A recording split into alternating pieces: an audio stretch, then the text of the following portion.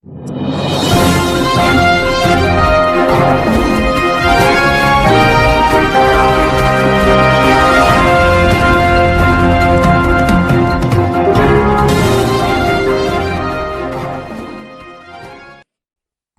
వార్తలకు స్వాగతం. ముందుగా ముఖ్యాంశాలు. మాజీ మంత్రి జోగు రామన్న ప్రెస్ మీట్, పలు అంశాలపై వివరణ.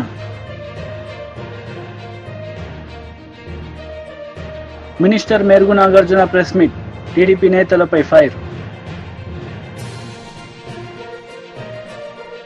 కాంగ్రెస్ నేతలు మీడియా సమావేశం నిర్వహించారు. ఈ సందర్భంగా పలు అంశాలపై వారు మాట్లాడారు. ప్యాకింగ్ చేస్తా ఉంటే ఇవాళ ఆదిలాబాద్ జిల్లాలో పట్టుకోవడం జరిగింది, కేసు బుక్ చేయడం జరిగింది.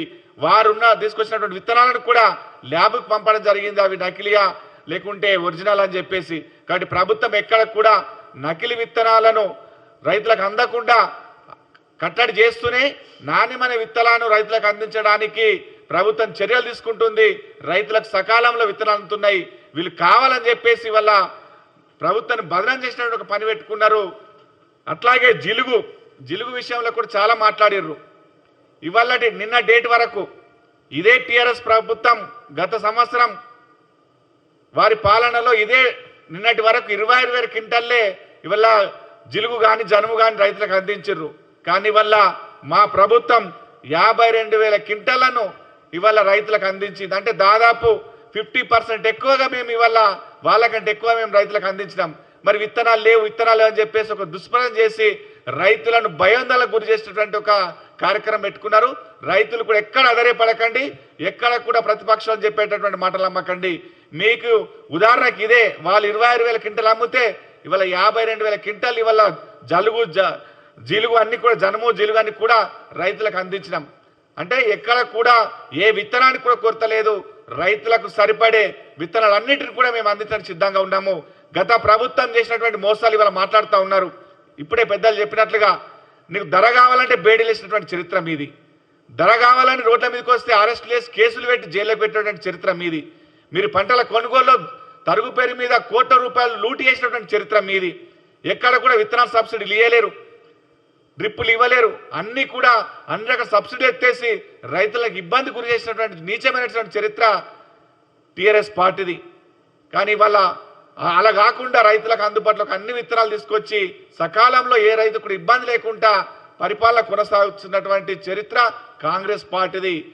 మీరు మరోసారి ఈ రకంగా అనవసరమైనటువంటి దుష్ప్రచారం చేస్తూ రైతులు గందరగోళం గురి చేస్తే మాత్రం చూస్తూ ఊరుకోమనేటువంటి మాట చెప్తా ఉన్నాం.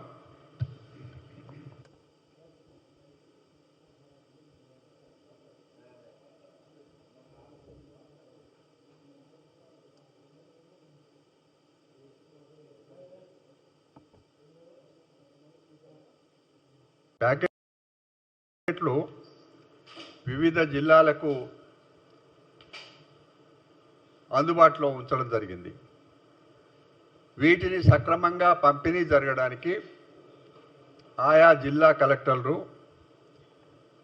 ఆ జిల్లా వ్యవసాయ అధికారులు వాళ్ళ పర్యవేక్షణలో ఏ రైతుకు కూడా విత్తనాల విషయంలో ఇబ్బంది లేకుండా ఏ కంపెనీ వాళ్ళు అనుకుంటే ఆ కంపెనీ విత్తనాలు ఇచ్చే రకంగా అన్ని ఏర్పాట్లు కూడా ప్రభుత్వం చాలా ముందే ఏర్పాటు చేసింది. ఇది కాంగ్రెస్ పార్టీ పరిపాలన విధానంలో వ్యవసాయము, రైతులు వీటి విషయంలో కాంగ్రెస్ పార్టీకి అపారమైన అనుభవం ఉంది. అందుకే ప్రభుత్వం ఏర్పాటైన మరుక్షణం నుంచి రైతుల సంక్షేమం గురించి అన్ని నిర్ణయాలు కూడా చకచకా జరిగినాయి. ఇది మేము చాలా సీరియస్గా టీఆర్ఎస్ పార్టీ మొన్నటి వరకు అధికారంలో ఉన్న పెద్ద నాయకులంతా మిద్దెలు మేడలెక్కి మాట్లాడుతున్నారు. ఎంత దారుణంగా దిగదారి మాట్లాడుతున్నారంటే పొద్దున వాళ్ళకి సంబంధించిన టీ ఛానల్లో చూస్తే కృత్రిమంగా చెప్పుల లైన్ పెట్టిండ్రు. ఆ చెప్పులు చూస్తే బాటా కంపెనీలో పెడతారు చూడండి లైన్గా, అట్లాంటివన్నీ కూడా సమకూర్చి ఫోటోలు తీసి రైతులు పడిగాపులు కాస్తున్నట్టుగా చిత్రీకరించి కృత్రిమంగా ఈ కార్యక్రమాలన్నీ చేస్తున్నారు. ఇది రైతులను ఒక విధంగా ఆందోళనకు గురి చేయడానికి వాళ్ళు చేస్తున్న పనులు. పాపం అమాయకులు రైతులు, నిజంగానే దొరకవేమో అనే ఆలోచన వాళ్లకు ఉంటుంది. దానికి ఒక ప్రతిపక్ష పార్టీగా అన్ని వివరాలు తెలుసుకొని వాళ్లకు సహాయపడే విధంగా ఉండాల్సింది పోయి రాజకీయం చేసుకుంటున్నారు. నేను రాజకీయ బీజేపీ లీడర్ మీడియా సమావేశం నిర్వహించారు. ఈ సందర్భంగా పలు అంశాలపై ఆయన మాట్లాడారు. ఇప్పటి వరకు ఫసల్ బీమా మీద ఈ రాష్ట్రంలో అమలు చేస్తామని ఒక పక్కకు చెప్పిండ్రు. అసలు ఎవరి ప్రీమియం ఎంత, ఎవరు కట్టాలా? కేంద్ర ప్రభుత్వ ప్రీమియం మినా ఈ రాష్ట్ర ప్రభుత్వం కట్టేటటువంటి ప్రీమియమే కాకుండా రైతులు కట్టే ప్రీమియం కూడా ఈ రాష్ట్ర ప్రభుత్వం భరించాలని మేము మాట్లాడినప్పుడు ఒక పక్క కడతామనే విధంగా మాట్లాడిండ్రు. కానీ ఇప్పటి వరకు దాని మీద స్పష్టమైనటువంటి ఆదేశాలు ప్రభుత్వం నుండి లేవు. రైతుకు కనీసం ప్రభుత్వం నుంచి ఒక సమాచారం లేదు.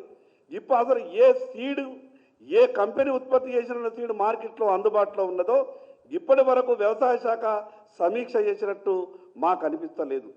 స్టేట్ లెవెల్ బ్యాంకర్స్ మీటింగ్ జరిగిపోయింది, 3 నెలలు అయిపోయింది జరిగిపోయి. కానీ జిల్లా లెవెల్ బ్యాంకర్స్ కమిటీకి ఎటువంటి డైరెక్షన్ వెళ్ళలేదు. పంట రుణాలు రైతులకు ఎక్కడా కూడా అందుతలేవు. కేవలం రెన్యువల్స్ మాత్రమే చేస్తున్నారు. వేల కోట్ల రూపాయలు ఇప్పటికే పంట రుణాలు రైతులందరికీ బ్యాంకర్లు ఇవ్వాలా. ఒక పక్క బ్యాంకర్లేమో రైతులు లోన్లు కట్టలేదు కాబట్టి మేము ఇవ్వలేని పరిస్థితులు ఉన్నామని బ్యాంకర్లు మాట్లాడతారు. ప్రభుత్వ ప్రకటన ఎన్నికల తర్వాత ఒక తీరు, 4 నెలల తర్వాత ఇంకో తీరు. రేపు ఏ రకంగా మాట్లాడతారో ప్రభుత్వ ప్రకటన కూడా అర్థం కానటువంటి పరిస్థితి ఉన్నది. నకిలీ విత్తనాలని అరికట్టడంలో ప్రభుత్వం పూర్తిగా వైఫల్యం చెందింది. ఒక నేరస్తుడు నకిలీ విత్తనాలతో దొరికి మళ్ళీ 4 గంటల తర్వాత బయటకు వచ్చి నాకేం చేయగలుగుతుంది ఈ చట్టం, ఎప్పుడో 1960లో ఉన్నటువంటి ఆ చట్టాన్ని ఇప్పుడు అమలు చేస్తామంటే అది ఎక్కడా కూడా డూప్లికేట్ విత్తనాలని కంట్రోల్ చేసేటటువంటి పరిస్థితి లేదు. ఈరోజు భారతీయ జనతా పార్టీ అదేవిధంగా మిగతా రాజకీయ పక్షాల తరఫున కూడా రాష్ట్ర ప్రధాన కార్యదర్శి గారికి ఉన్నటువంటి పరిస్థితి అంతా కూడా వివరించడం జరిగింది. ఇప్పటికైనా ఈ ప్రభుత్వం మేల్కొనాలా? కేవలం రాజకీయాల మీదనే సోనియా గాంధీ గారి మీద చూపిస్తున్నటువంటి ప్రేమ, ప్రియాంక గాంధీ గారి మీద చూపిస్తున్నటువంటి ప్రేమ ఈ రాష్ట్ర ముఖ్యమంత్రి గారు రైతుల మీద చూపియారా అని అనుమానం వస్తూ ఉన్నది.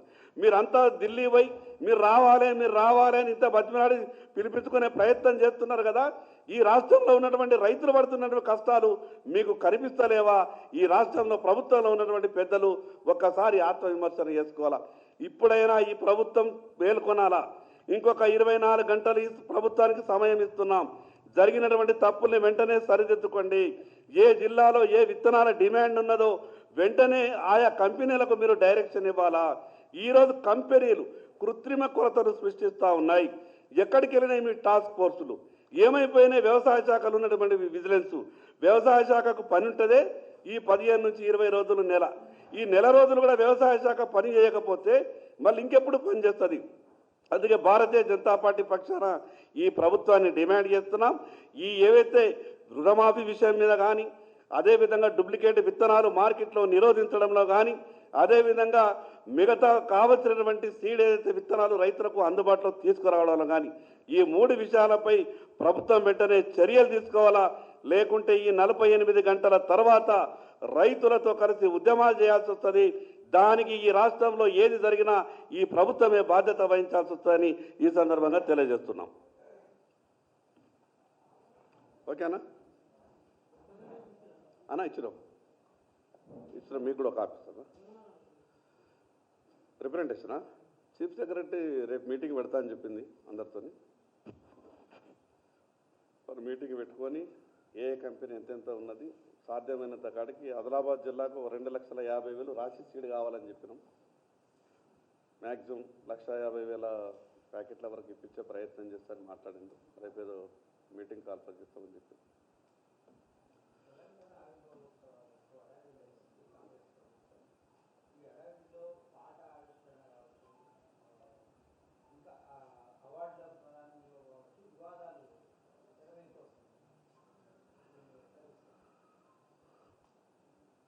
అంటే ఈ ప్రభుత్వ ఆలోచన అంతా కూడా కొత్తగా మేము చేసేదేమీ లేదు, పాత విషయాల మీద చర్చ పెట్టి 5 సంవత్సరాలు పరిపాలన కొనసాగిస్తే బాగుంటుందేమో అని ఆలోచన చేసే విధంగా కనిపిస్తూ ఉన్నారు. కేవలం గత ప్రభుత్వం చేసినటువంటి వ్యవహారాల మీదే దృష్టి పెట్టి కొత్తగా వీళ్ళు చేయాల్సింది మాత్రం ఏ విషయం చేసే ప్రయత్నం చేస్తలేరు. గతంలో ఏమైనా తప్పులు జరిగితే దాని మీద ఖచ్చితంగా విచారణ చేయండి, తప్పు చేసిన వాళ్లకు శిక్షలు ఖరారు చేయండి. కానీ చర్చ మాత్రం గత ప్రభుత్వం మీదనే, గత ప్రభుత్వ విషయాల తప్పుల మీదనే చర్చ జరిపి వీళ్ళు తప్పించుకునే ప్రయత్నం చేస్తున్నారేమో అన్నట్టు మాకు అనుమానం కలుగుతున్నది.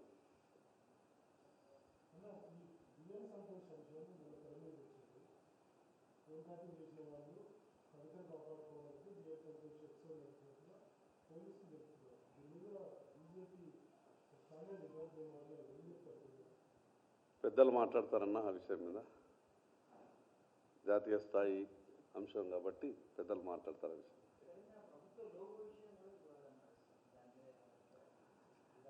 అంటే లోగో, పాట, కాళేశ్వరము, అప్పులు, నష్టాలు అన్నీ కూడా కలిపి చర్చ చేసి కాలం గడపాలన్నట్టే కనిపిస్తున్నది ప్రభుత్వ ఆలోచన. ఈ విషయం ఇక్కడ కాదు, మేము అసెంబ్లీలో మాట్లాడినాం. మీ ఆలోచన అంతా కూడా మీరు ఇచ్చేటటువంటి గ్యారంటీల మీద దృష్టి పెడతలేరు, మీరు ఇచ్చినటువంటి హామీల మీద దృష్టి పెడతలేరు, కేవలం గతంలో జరిగినటువంటి విషయాల మీద చర్చ జరుపుతున్నారు అని ఆ రోజు మేము అసెంబ్లీలో కూడా మాట్లాడినాం. ప్రభుత్వం వచ్చి 6 నెలలు గడిచింది, ఎక్కడా ఏమీ కాలేదు.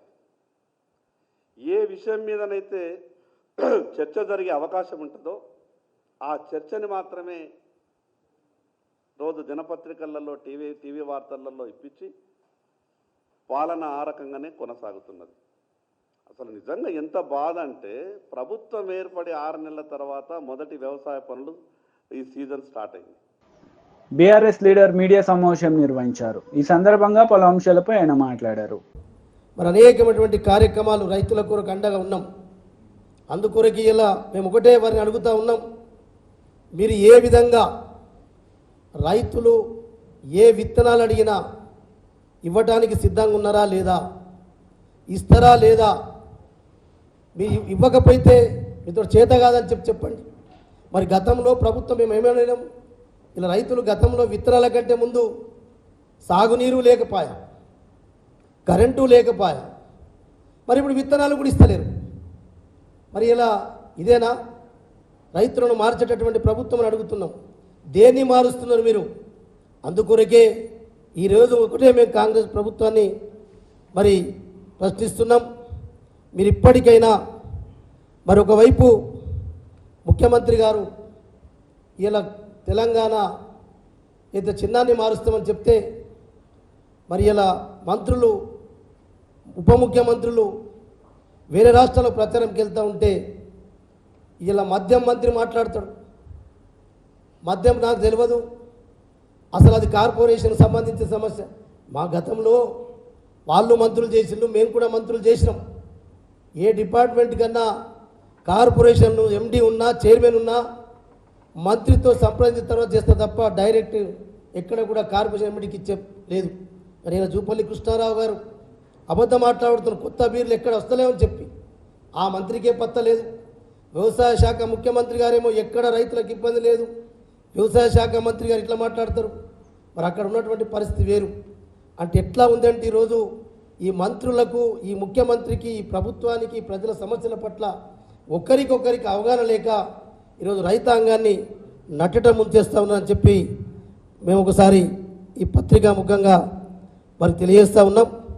అందుకొరకే రేవంత్ రెడ్డి గారు ఏదైతే మీరు మరి గతంలో కనీసం కేసీఆర్ గారు రైతుల కొరకు ఎంత శ్రద్ధ పెట్టిండ్రో మీరు కనీసం ఒక 10% కూడా రైతుల గురించి ఏం మాట్లాడతలేరు.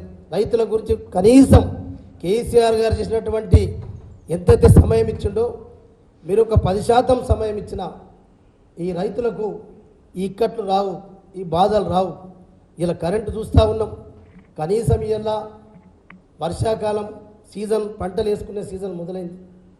ఇప్పటికీ వేరే వాటిపైన ఎన్నికల కమిషన్ అనుమతుల కొరకు, పర్మిషన్ల కొరకు రాస్తారు. ఇలా సమీక్షలు పెట్టుకుంటాం లేదు.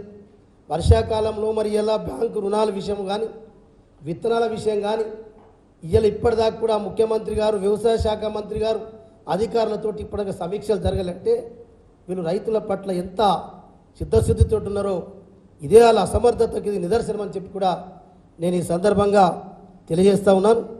అందుకొరకే కేవలం ఇవాళ ముఖ్యమంత్రి గారు రేవంత్ రెడ్డి గారు కేసీఆర్ గారు చేసినటువంటి ఆనవాళ్ళను మాత్రం తీయడానికి కొరకే ప్రయత్నంలో మునిగి ఉన్నావు తప్ప నువ్వు రైతుల పట్ల రైతుల సమస్యల్ని రైతులకు ఏదైతే పథకాలు మార్చిస్తానని చెప్పినావో ఇందిరమ్మ రాజ్యంలో ఇక్కట్లుండయని చెప్పినావో కేవలం కేసీఆర్ యొక్క ప్రభుత్వం ఉన్నప్పుడు ఆనవాళ్ళని తీసేయడం తప్ప నీకు ఎలాంటి చిత్తశుద్ధి లేదు.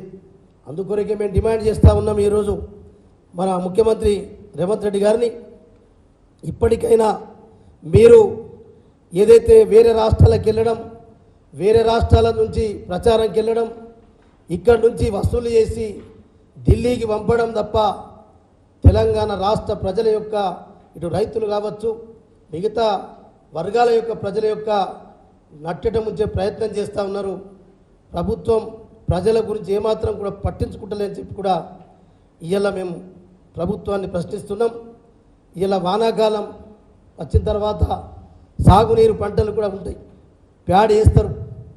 ఇలా సాగునీరు ఎప్పుడు విడుదల చేయాలా, ఎట్లా విడుదల చేయాలనే విషయాన్ని కూడా ఇప్పటి వరకు సమీక్షలలో ప్రస్తావన రాలే.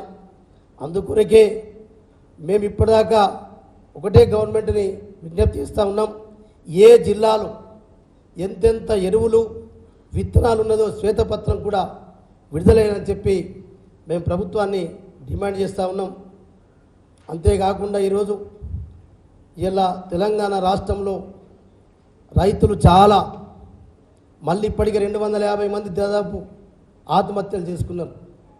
ఇలా కరెంట్లు లేక మళ్ళా మనం సమస్య చూస్తున్న మోటార్ల రిపేర్లు పెరిగినాయి, ట్రాన్స్ఫార్మర్లు పేలుతూ ఉన్నాయి, ఇన్వర్టర్లు కొనుక్కొని పెట్టుకోవడం వచ్చిందంటే ఇదే ఇందిరమ్మ రాజ్యమా, ఇదే మార్పు అని చెప్పి అడుగుతున్నాం. అందుకొరకే రేవంత్ రెడ్డి గారు మీరు ఏ డిక్లరేషన్లు ఏమేమి మాట్లాడినరో అందరి ప్రజలు గమనిస్తూ ఉన్నారు. కానీ మేము ఒకటే డిమాండ్ చేస్తూ ఉన్నాం, ఈ విత్తనాలతో పాటు రైతు భరోసా పథకాన్ని కూడా మీరు ఏదైతే 15,000 రూపాయలు ఒకటేసారి ఇస్తామని చెప్పినరో ఖచ్చితంగా ఇవ్వాలని చెప్పి కూడా డిమాండ్ చేస్తూ ఉన్నాం. కేవలం రుణమాఫీ పేరుతోటే అయితే మరి పబ్బం గడుపుతూ ఉన్నాము. ఆగస్టు 15వ తారీఖు అని చెప్పి మరి ఇప్పుడు పంటలు వేసుకునే సమయం వచ్చింది. రైతు భరోసా పథకం ఎప్పుడు ఇస్తావు? ముఖ్యమంత్రి మాట్లాడుతున్నాడు, వ్యవసాయ శాఖ మంత్రి మాట్లాడితే ఒకటి మాట్లాడతారు, ముఖ్యమంత్రి గారు దాని గురించి భరోసా గురించి మాట్లాడడమే లేదు. మరి ముఖ్యమంత్రి గారు రైతుల పట్ల మాట్లాడు, నీకు నోరెందుకు ఇప్పుతలేమని అడుగుతున్నాం. చెప్పండి, ముఖ్యమంత్రి గారు ఖచ్చితంగా రైతు భరోసా పథకం ఎప్పటి వరకు ఇస్తావు? ఎందరు రైతులకు ఇస్తావు? ఎప్పుడు సర్వేలు చేస్తావు? ఇదే మంత్రివర్గంలో తుమ్మల నాగేశ్వరరావు గారు ఉన్నారు. మరి ఆనాడు గుట్టలకు ఇచ్చిండు, చెట్లకు ఇచ్చిండు, రియల్ ఎస్టేట్లకు ఇచ్చిందని చెప్పిన ఆనాడు మంత్రివర్గంలో ఏం చేసినావు? ఆనాడు మంత్రివర్గంలో ఒక మంత్రివి కదా, ఆనాడు ఎందుకు మాట్లాడలేదు? అంటే నీ మంత్రి పదవి కాపాడుకోవడానికే ఉంటావు తప్ప ఇలా ప్రభుత్వం మారింది అంటే నీ మాట మారితే ఎట్లా? నీ నోరుకు విలువ ఉండాలి కదా. అందుకొరకే ఎప్పుడైనా రైతుల సమస్యల గురించి ఇలా విత్తనాలు జొన్నలు మార్కెట్లో పోతే కలర్ మారితే కొనమని చెప్తారు. టీడీపీ లీడర్ మీడియా సమావేశం నిర్వహించారు. ఈ సందర్భంగా పలు అంశాలపై ఆయన మాట్లాడారు. రాలేదు ఇదే రూల్స్ అంటే వెనక తగ్గేవాళ్ళు ఎవరో కూడా కౌంటింగ్ ఏజెంట్కి వెళ్ళొద్దు. టీడీపీ జనసేన ఏజెంట్లకి ప్రతి విషయంలో అడ్డం జరగాలి. తప్పులు చేసినా పర్వాలేదు, మేము కాపాడుతాం. ఏం మాట్లాడుతున్నావు? బుద్ధి ఉందా? వయసు వచ్చినా సరిపోయిందా? ప్రభుత్వ జీతం తీసుకుంటూ తప్పులు చేసినా పర్వాలేదా? తప్పు చేయొద్దు, తప్పు జరగకూడదని చెప్పాల్సిన వాళ్ళు తప్పు చేసినా పర్వాలేదు మేము కాపాడుతామనే బాధ్యత లేకుండా మాట్లాడుతున్నారంటే ఎంత బుద్ధి లేని మాటలు మాట్లాడాడో సజ్జల అర్థమవుతూ ఉంది. ఇవాళ శాంతి భద్రతల విఘాతానికి కానీ ఎన్నికల ప్రక్రియకి ఎటువంటి ఆటంకాలు కల్పించినా, బహిరంగ వ్యాఖ్యలు చేసినా ఇమ్మీడియట్గా చర్యలు తీసుకోవాల్సిన బాధ్యత ఎన్నికల సంఘం మీద కూడా ఉంది. ఇమ్మీడియట్గా సజ్జల రామకృష్ణారెడ్డిని అరెస్ట్ చేయాలి. అదేవిధంగా ఈ మాట్లాడిన మాటలు కూడా సాక్షి పత్రిక కావచ్చు, సాక్షి మీడియా కావచ్చు, బ్లూ మీడియా కావచ్చు, గంటకి ఏదో ఉద్ధరించినట్టుగా, ఏదో బ్రహ్మాండంగా మాట్లాడినట్టుగా ఇది మరి ఎన్నికల్లో ఈ హింస ప్రేరేపించడానికి, కౌంటింగ్ ప్రక్రియలో గొడవలు జరగడానికి రెచ్చగొట్టే విధంగా కూడా ఈ సాక్షి మీడియా, సాక్షి ఛానల్ ఇవన్నీ ప్రవర్తిస్తూ ఉన్నాయి. ఆ యాజమాన్యాల మీద కూడా చర్యలు తీసుకోవాలని చెప్పి కూడా నేను ఎలక్షన్ సంఘాన్ని కోరుతా ఉన్నాను. ప్రజాప్రాతినిధ్య చట్టం 1951 ప్రకారం ఎన్నికల ప్రవర్తన నియమావళిని మరి ఉల్లంఘిస్తూ సజ్జల రామకృష్ణారెడ్డి బాధ్యతారాహిత్యంగా ఈ కౌంటింగ్ ప్రక్రియలో ఏజెంట్లని హింసకు ప్రేరేపించే విధంగా, మరి ఈ రెచ్చగొట్టే విధంగా ఈ కార్యక్రమాలు చేశాడు. దాని ప్రకారం కూడా చర్యలు తీసుకోవాలని చెప్పి కూడా ఎన్నికల సంఘాన్ని కోరుతా ఉన్నాను. బహిరంగ వ్యాఖ్యలతో చేయడంతో పాటు తప్పు చేసిన వాళ్ళని, ఈ ఈవీఎంలు విధ్వంసం చేసిన వాళ్ళని కూడా సమర్థించుకుంటా మాట్లాడిన సజ్జల రామకృష్ణారెడ్డిని నిమిషం కూడా బయట ఉంచడానికి వీల్లేదు. ఇమ్మీడియట్గా తక్షణం అరెస్ట్ చేయాలని కూడా డిమాండ్ చేస్తూ ఉన్నాను. అట్లాగే ప్రభుత్వ సలహాదారి ఉద్యోగం నుంచి కూడా తొలగించాలని కూడా డిమాండ్ చేస్తూ ఉన్నా. ఎందుకంటే తాడేపల్లి కొంపలో ఉండి గత 4 రోజులుగా ముఖ్యమంత్రి కార్యదర్శి ధనంజయ రెడ్డి, సజ్జల రామకృష్ణారెడ్డి, ఆ సోషల్ మీడియా చేసే పడుద్దాయి సజ్జల భార్గవరెడ్డి, అదేవిధంగా రఘురామరెడ్డి, వీళ్ళందరూ కూడా ఈ ఏదైతే టెలికాన్ఫరెన్స్ల ద్వారా, ఏదైతే చీఫ్ సెక్రటరీ జవహర్ రెడ్డిని అడ్డం పెట్టుకొని, ఏదైతే రిటర్నింగ్ ఆఫీసర్ని బెదిరించే కార్యక్రమాలు కూడా వీళ్ళు ఈ దుర్మార్గులు యంత్రాంగం అంతా కూడా చేసింది. ముఖ్యమంత్రి కార్యాలయం దగ్గర నుంచి, తాడేపల్లి కొంప కార్యాలయం దగ్గర నుంచి, క్యాంపు కార్యాలయం దగ్గర నుంచి ఎవరెవరు ఫోన్లు వెళ్ళినాయి, ఎవరెవరో టెలికాన్ఫరెన్స్లు వెళ్ళినాయి. ఇవాళ చూడండి, చాలా ప్రాంతాల్లో రిటర్నింగ్ ఆఫీసర్స్ మాకు ఆరోగ్యం బాగోలేదని ఒకడు, లేదా మేము భయపడుతున్న వాళ్ళని ఒకళ్ళు, ఒత్తిళ్ళు వస్తున్నాయని ఒకళ్ళు, మమ్మల్ని తప్పించమని ఇవాళ రాయలసీమ ప్రాంతంలో కొంతమంది ఆర్ఓలు, కొంతమంది పోలింగ్ అధికారులు, కౌంటింగ్ వెళ్ళే అధికారులు మరి ఎన్నికల సంఘాన్ని అడుగుతున్నారంటే దీనికి బాధ్యత ఈ సజ్జల రామకృష్ణారెడ్డి ఈ వ్యాఖ్యల వల్లే ఈ దుర్మార్గాలు, ఈ అరాచకాలని బట్టబయలవుతూ ఉన్నాయి. కాబట్టి ఇమ్మీడియట్గా సజ్జల మీద చర్యలు తీసుకోవాలని కూడా డిమాండ్ చేస్తూ ఉన్నా. ఎర్రగొండపాలెం అక్కడ ఆ రిటర్నింగ్ ఆఫీసర్ చెవిరెడ్డి భాస్కర్ రెడ్డి చేసిన అరాచకాలు, అక్కడ ఏదైతే ఆ ఆర్ఓ ఆఫీస్కి వచ్చి అతను మాట్లాడిన మాటలు, ఏళ్ళు చూపించి బెదిరించిన విధానం, ఇది పోలింగ్ ప్రక్రియలో ఇవాళ ఆర్ఓని అక్కడ బదిలీ చేసినట్టుగా మరి వార్తలు మీడియాలో వచ్చాయి. దాన్ని కూడా ఎన్నికల సంఘం దృష్టికి తీసుకెళ్తాం. నిజాయితీగా, నిష్పక్షపాతంగా, పారదర్శకంగా, ట్రాన్స్పరెంట్గా పనిచేసిన రిటర్నింగ్ ఆఫీసర్లు కానీ కౌంటింగ్ అధికారులని కాపాడాల్సిన బాధ్యత కూడా ఎన్నికల సంఘం మీద ఉంది. చెవిరెడ్డి భాస్కర్ రెడ్డి ఆర్ఓని బెదిరించేది మీడియాలో వచ్చింది, పత్రికల్లో వచ్చింది, సోషల్ మీడియాలో వచ్చింది. చాలా స్పష్టంగా ఆర్ఓని ఏలు పెట్టి చూపించి మేము రాజకీయ నాయకులు, మాకు అడ్డం పడకూడదు, మాకు రూల్స్ చెప్పకూడదు, మేము చేసేదే కరెక్టు, మీరు మాకు అడ్డం పడితే మీ మీద ప్రైవేట్ కేసులు వేస్తాం, మీ మీద కంప్లైంట్లు పెడతాం, మిమ్మల్ని ఎన్నికల విధుల నుంచి తప్పిస్తామని చెవిరెడ్డి భాస్కర్ రెడ్డి హెచ్చరించాడు. మరి నిన్న పత్రికల్లో, నిన్న మీడియాలో వార్తలు వచ్చినాయి, ఆర్ఓని మరి విధుల నుంచి పక్కన పెట్టినట్టు వచ్చింది. దాన్ని కూడా ఖండిస్తున్నాం. దాన్ని కూడా ఎన్నికల వైసీపీ లీడర్ మెరుగు నాగార్జున మీడియా సమావేశం నిర్వహించారు. ఈ సందర్భంగా పలు అంశాలపై ఆయన వివరణ ఇచ్చారు. దేశంలో పర్టికులర్గా కంబైన్డ్ రాష్ట్రంలో ఆంధ్రప్రదేశ్ రామోజీ ఫిల్మ్ సిటీకి సంబంధించి నీ ఫిల్మ్ సిటీలో దళితుల భూములు ఉన్నాయి, నువ్వు అప్పళంగా కొట్టేశావు. ఏ రోజన్నా నువ్వు ఈ పత్రికలో ఎందుకు రాయలేకపోయావని అడుగుతా ఉన్నా. జగన్మోహన్ రెడ్డి గారు అసైన్మెంట్ చట్టాన్ని తీసుకుంది ఆషామాషిగా తీసుకోలా. 2003కి ముందు 20 సంవత్సరాలకు ముందు ఏ దళితుడైతే భూమిని పండించుకుంటా ఉన్నాడో, వారి పేరు మీద ఉందో, దానికి ఒక ప్రత్యేకమైన చట్టం తెచ్చి ఒకవేళ ఎవరైనా మధ్యలో దానిని రాయించుకున్నా 20 సంవత్సరాలు అయిపోయిన తర్వాత అదే దళితుడకు దానిని అసైన్ చేసి వాళ్ళకు హక్కు కల్పించాడు. మీరు రాసిన వెర్రి రాతలకు ఎవరో వాళ్ళు చేయించుకున్నారు, వీళ్ళు చేయించుకున్నారు, లేకపోతే అని చెప్పి రాస్తే అవి అది కాదు. 20 years కంప్లీట్ అవ్వాలా. మరలా ఏ దళితుడికైతే అసైన్ చేసిందో ఆ దళితుల పేరు మీద వస్తే వాళ్ళు అమ్ముకోవచ్చు, ఎవరైనా కొనుక్కోవచ్చు. ఏదో నాగార్జున ఇంకొకళ్ళో రాయించుకున్నారని చెప్తా ఉన్నారే, అవన్నీ అభూత కల్పనలు. మేము చెప్తా ఉన్నాం, ఎవరు రాయించుకున్నా చట్టానికి లోబడి రిజిస్ట్రేషన్ అవ్వాల్సిందే. మీకులాగా రాజధాని ప్రాంతంలో చంద్రబాబు నువ్వు నీ అంటుకో 4,000 కోట్ల రూపాయలు ఖరీదు చేసే దగ్గర 1,100 ఎకరాలు మీరు రాయించుకున్నారే. రాజధాని వస్తుంది, దళితులు మీ భూములు లాగేసుకుంటారని చెప్పి అప్పలంగా 5 లక్షలు రాయించారే. దానిని ప్రజలు మర్చిపోరు. దళితుల భూముల అప్పలంగా కొట్టేసింది చంద్రబాబు అంటుకో తప్ప ఈ రాష్ట్రంలో ఎవరు కాదు. ఒకవేళ ఇప్పుడు జగన్మోహన్ రెడ్డి గారికి చట్టం తెచ్చినాక ఎవరన్నా రాయించుకున్నా ప్రొసీజర్లే ఎక్కడా డివేట్ అవ్వాల్సిన పని లేదు. 20 ఏళ్లు ఉండాలా, లబ్ధిదారుడు అమ్ముకుంటే ఎవరైనా కొనుక్కోవచ్చు. మీకులాగా తప్పుడు ఆలోచనలు, మీకులాగా దళితులను మోసం చేయటం, దళితుల మీద అవగాహనగా మాట్లాడటం, దళితుల్లో ఎవరైనా పుట్టాలనుకుంటారంటాం, దళితుల భూములు దండుకోవటం, భయపెట్టడం, బాపెట్టడం, మోసాలు చేయటం, కేసులు పెట్టడం, భయభ్రాంతులు చేయటం మీకు వెన్నతో పెట్టిన విద్య. మీ కళ్ళు ఏమైపోయినా అడుగుతా ఉన్నా. ఈ రాష్ట్రంలో దళితుల మీద దాడులు జరిగితే, అఘాయిత్యాలు జరిగితే, అమానుషాలు జరిగితే పేటెంట్ చంద్రబాబుకి, చంద్రబాబు తాబేదారులకి తప్ప ఎవ్వరికీ లేదు. ఒక్క జగన్మోహన్ రెడ్డి గారి కోసం ఏనాడైనా మీరు మాట్లాడే కనీస అర్హత లేదు.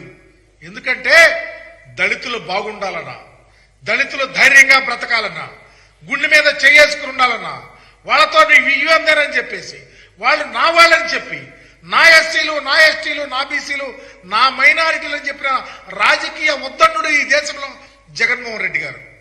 మీకులాగా దళితుల భూములు లాక్కుంటున్నారు ఎవ్వరు. నేను చెప్తా ఉన్నా, ఈ రాష్ట్రంలో దళితుల భూములు లాక్కుని తిని పందికొక్కులాగా బలిచింది తెలుగుదేశం పార్టీ తప్ప ఎవరు లేరు. ఏదో మీకు అయిపోయింది, ఇక తెలుగుదేశం పార్టీ కోసాలు కదిలిపోతున్నాయి. వార్తలు ముగించే ముందు ముఖ్యాంశాలు మరోసారి. మాజీ మంత్రి జోగు రామన్న ప్రెస్ మీట్, పలు అంశాలపై వివరణ.